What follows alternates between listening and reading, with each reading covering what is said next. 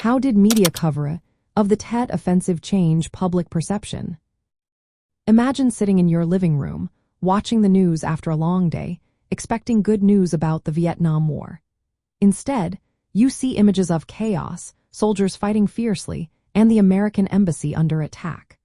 That's what millions of Americans saw during the Tet Offensive in early 1968. This event was a major campaign launched by North Vietnamese and Viet Cong forces, but the way it was reported changed everything for the public. At first, the government and military leaders told everyone the offensive was a setback that they had quickly contained. They claimed that the enemy had suffered heavy losses and that the war was turning in America's favor. But the media's coverage told a different story. Journalists focused on the surprise, scale, and violence of the attacks, especially the assault on the American embassy in Saigon. These reports showed the fighting in graphic detail, making it clear that the war was far from over. Television became the main source of news for most Americans.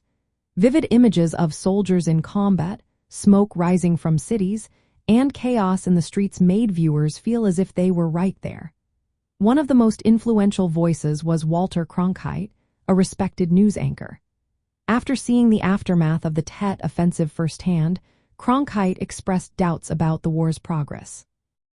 His famous broadcast questioned whether the United States could win and suggested that the situation was more serious than the government admitted. This shift in media coverage caused many Americans to start doubting what they had been told. Support for the war began to decline as people saw the violence and chaos on their screens.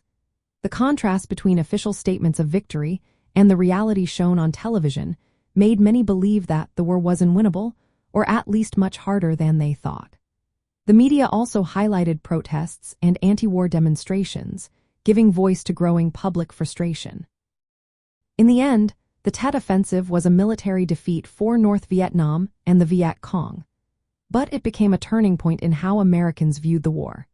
Media coverage exposed the limits of U.S. military success and fueled doubts about government claims.